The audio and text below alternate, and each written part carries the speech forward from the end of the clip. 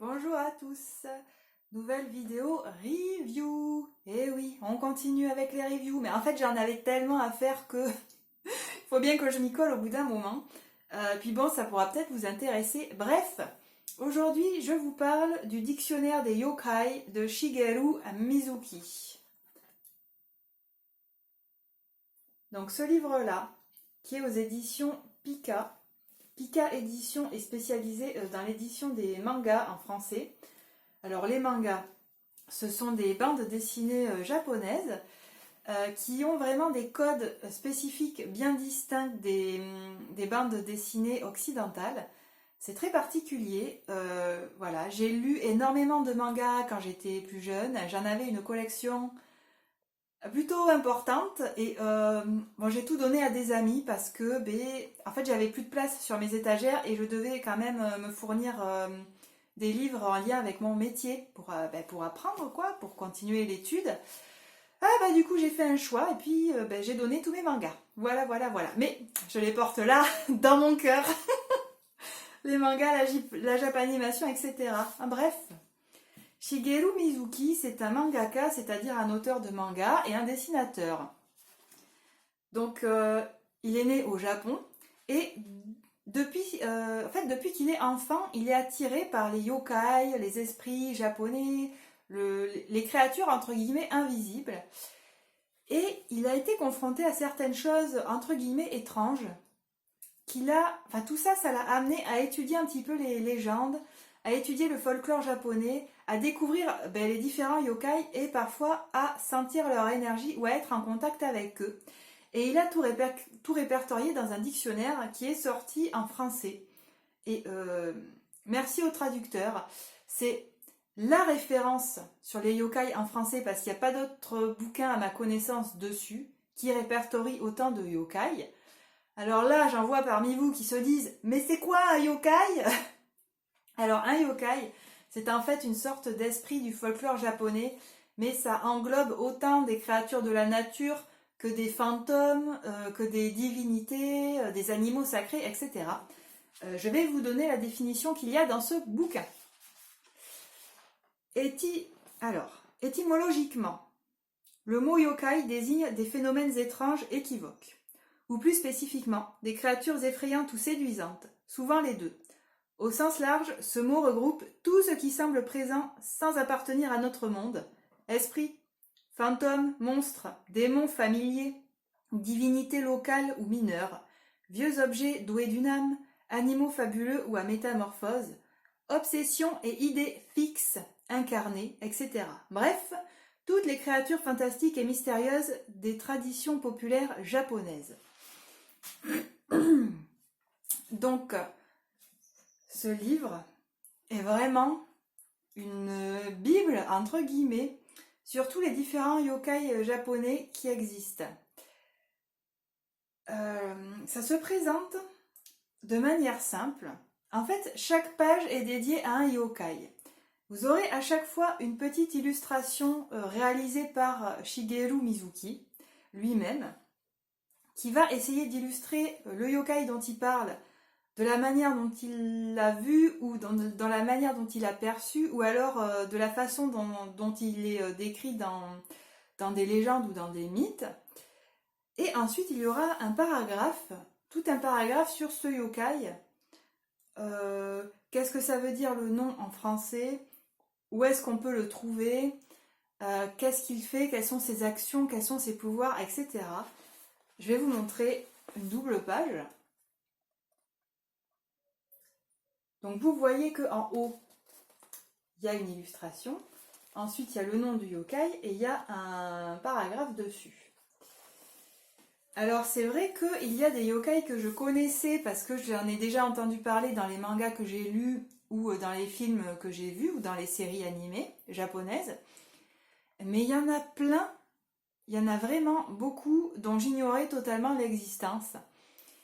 Et ce qui est génial avec ça, avec ce dictionnaire, c'est qu'on peut se rendre compte à quel point le folklore japonais est différent de notre folklore occidental à nous. Parce qu'ils ont des créatures, c'est juste, je me dis, mais il n'y a que les Japonais pour faire ça. Parce il y a des créatures, j'aurais jamais pensé qu'elles existaient, c'est assez incroyable. Euh, c'est vrai qu'alors bien sûr il y a des esprits, il y a des fantômes, il y a des animaux un peu étranges, mais il n'y a pas que ça, il y a des yokai, il y a des objets vivants, il y a des formes pensées vivantes, il y a des bouts de corps déformés qui sont vivants, enfin il y a des trucs, c'est incroyable. C'est vraiment, comment dire, c'est dépaysant. C'est dépaysant parce que lorsqu'on pense, nous, à notre folklore ou à nos mythologies, il y a toujours un petit peu les mêmes choses qui reviennent et qui se retrouvent d'un pays à l'autre par rapport aux pays proches ou aux régions proches occidentales. Mais au Japon, par rapport à ce qu'on peut trouver chez nous et autour de nous, c'est vraiment différent. Ça change. Allez, on peut trouver peut-être deux, trois esprits, deux, trois créatures qui se ressemblent, mais sinon c'est vraiment différent. Il y a une multitude de yokai. Il y en a qui sont absurdes, il y en a qui font rire, il y en a qui sont effrayants. Il y en a qui ont des pouvoirs aussi très particuliers. Il y en a qui portent bonheur, il y en a qui vont porter malheur. Il y en a qui font du mal, il y en a qui vont aider. Euh, il y en a, on ne sait pas trop qu'est-ce qu'ils vont faire. Ils peuvent avoir un comportement étrange ou ambigu. C'est vraiment particulier. Puis, il y a de tout. Ça peut aller d'un enfant qui a un grand œil sur le visage à un espèce de chat gigantesque qui se transforme en samouraï. Il y a des longs bras qui n'ont pas de corps mais qui ont des petites mains fines et qui vont en fait annoncer des événements. Enfin, non mais il y a qu'au Japon qu'on peut voir ça quoi. On n'a pas ça en France. Enfin, non allez, je rigole. On a quand même des choses vachement intéressantes en France aussi, hein, faut pas croire. Mais c'est vrai que ça dépayse et je trouve ça vraiment intéressant. Alors évidemment, j'apprécie énormément la culture japonaise, donc ça joue aussi. Mais en mettant ça de côté, je suis une personne qui aime me renseigner un petit peu et découvrir les différentes mythologies et les différents folklores, connaître les esprits, les créatures qu'on peut trouver, certaines divinités aussi. C'est quelque chose que j'aime beaucoup parce que même si c'est raconté parfois sous forme de conte, j'aime ça. En fait, je trouve qu'il y a vraiment un côté merveilleux à tout ça, même si on le sait, certaines créatures, certains esprits, certains héros trouvent leur origine dans des faits réels qui se sont produits et qui ont peut-être été modifiés à force d'être racontés, ou alors l'esprit humain a modifié des informations parce que peut-être qu'il a été terrorisé, parce qu'il a eu peur ou parce qu'il faisait nuit et qu'il n'a pas bien vu ce qui se passait, il n'a pas bien vu l'animal, il n'a pas bien vu la chose, entre guillemets. Donc certes, on peut trouver des origines réelles à certaines créatures, certains esprits et certains yokai. Mais il y en a d'autres, franchement, dans ce dictionnaire, je me dis, mais comment ils sont allés chercher ça? Est-ce que vraiment ça provient de quelque chose de réel ou est-ce que c'est euh, inexplicable, entre guillemets? Enfin voilà, ça m'interroge. Je trouve ça vraiment intéressant. Donc si ça vous intéresse de découvrir des esprits, des fantômes, des créatures autres que ce qu'on a en Occident, je vous invite à lire le dictionnaire des yokai. Alors bien sûr, c'est un dictionnaire, il y a la table des matières à la fin, avec la liste complète des yokai. Il y a aussi une carte du Japon actuel et une carte du Japon ancien, voilà, pour essayer de s'y retrouver géographiquement. Alors moi ce que je fais c'est que je le lis pas de A à Z en fait, de temps en temps j'ouvre le bouquin et puis je vais lire un yokai par-ci par-là, voilà, parce que ça me fait plaisir, parce que je découvre petit à petit. Après je vous avoue je retiens pas par cœur, hein, c'est pas la peine de me demander, je saurais pas vous répondre. Ce que je regrette c'est que en fait comme il y a qu'un yokai par page, c'est à la fois beaucoup et pas assez. C'est beaucoup parce que vraiment... Attendez, combien il y a de pages On va dire, il y en a 500. à peu près. Donc voilà. Il y a à peu près 500 pages. Donc ça fait au moins, je pense, 480 yokai. Un truc comme ça. Parce que quelquefois, il y a un yokai qui prend 2 pages, en fait. Mais c'est rare quand même. Je ne sais pas s'il y a le nombre exact de yokai. Tiens. Est-ce que c'est dit? Attendez, je vais regarder là vite fait si le nombre est donné. Non, le nombre n'est pas donné. Mais ouais. On va dire de la page 9 à la page 500, il y a un yokai par page à peu près, sauf peut-être quelques pages où il y a un yokai qui prend 2 pages, donc ça fait quand même un gros paquet. Donc c'est bien, mais c'est pas bien parce que en un paragraphe, on peut pas tout expliquer et c'est vrai que des fois, j'ai l'impression qu'il raconte un petit peu à l'arrache certaines choses ou certaines légendes. Je trouve ça dommage. Si on veut en savoir plus, il faut qu'on aille chercher les informations ailleurs. Le problème, c'est que, comme c'est un petit peu la seule référence française, pour trouver des informations ailleurs, c'est très compliqué. Même du côté des anglophones, il n'y a pas grand-chose sur les yokai, en fait.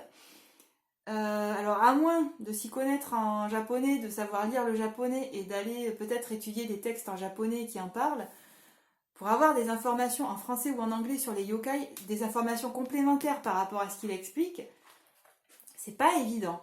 Voilà, parce que je suis allée chercher en fait des informations complémentaires sur certains yokai, et parfois c'est compliqué. Et c'est vrai que quand on cherche des infos sur les mythologies, la plupart des gens vont penser à Wikipédia, mais Wikipédia, alors il y a des choses très intéressantes dedans, mais c'est pas non plus la référence, hein.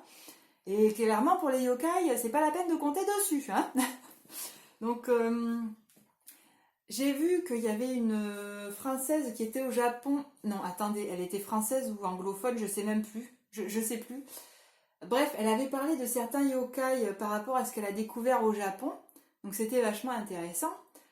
Mais à part elle, j'ai pas trouvé trop d'informations complémentaires, quoi. Parce que vraiment, à part ce bouquin-là, il n'y en a pas d'autres en fait qui sont sortis en français, à ma connaissance. Donc c'est bien, mais c'est dommage parce que parfois on n'a pas suffisamment d'informations.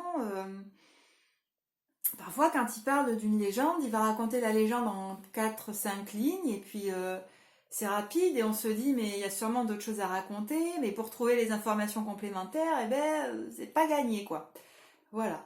Donc disons que ça fait une belle première approche, je trouve, pour entrer dans l'univers des yokai et de tous ces esprits et de toutes ces créatures du folklore japonais. Voilà, si vous êtes curieux d'en savoir plus sur les différents monstres et tout ça qui existent autre qu'en Occident, je vous invite à lire ce bouquin. Donc il coûte 20 € aux éditions Pika. À mon avis, je ne sais pas si vous allez le trouver dans un espace culturel, ni à la FNAC, peut-être à la FNAC, je ne sais pas.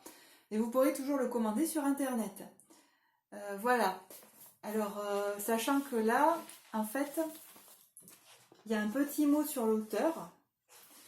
Il a également écrit une postface par rapport à lui, à son vécu avec les yokai et qu'est-ce qui l'a amené en fait à étudier et à chercher ça. Voilà, voilà. Moi, c'est un livre que j'apprécie beaucoup, mais bon, j'apprécie le Japon et la culture japonaise en général. En plus d'aimer les folklores en général, quoi, de différentes cultures et traditions. D'ailleurs, c'est vrai que le folklore asiatique, ça m'intéresse, mais c'est compliqué de trouver des informations dessus en français parce qu'en fait, leur culture est vraiment richissime. Mais il n'y a pas grand chose en français, quoi. Alors, c'est même en anglais, c'est difficile. Donc, à moins vraiment de vivre avec eux et de découvrir leur folklore, on ne peut pas en apprendre beaucoup, nous, par les livres, par Internet, etc. Mais c'est aussi l'une des richesses des réseaux sociaux quand même, c'est qu'on peut être amené à trouver des groupes Facebook, par exemple, et rencontrer des personnes qui vivent dans ces cultures-là. Et si ces personnes parlent anglais, ben, on peut quand même discuter avec elle et parler voilà, de certains sujets, de leur culture, avoir des informations qu'on ne peut pas trouver en fait en cherchant normalement sur internet ou dans des bouquins.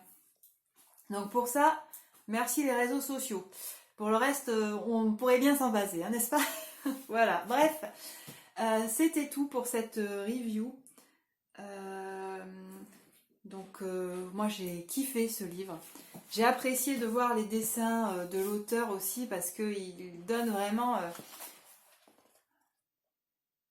son point de vue, la manière dont il perçoit les yokai en fait. Alors il y en a certains qu'il a vus entre guillemets, mais il y en a d'autres où il s'est basé sur la description faite dans des légendes ou dans des livres ou dans des vieux dessins aussi, mais c'est vraiment intéressant, enrichissant, et moi je dis un grand oui à ce livre. En plus 20 €, c'est quand même un tarif accessible. Attention toutefois parce que la couverture là elle est cartonnée, donc c'est fragile, c'est pas plastifié, hein. Alors attention à pas mettre du liquide dessus parce que ça va l'abîmer. Voilà, voilà. Un grand oui, un grand oui, si vous pouvez, si vous êtes curieux de tous ces esprits, achetez-le. Voilà. Je m'arrête là pour cette vidéo, je vous dis à la prochaine, bye bye.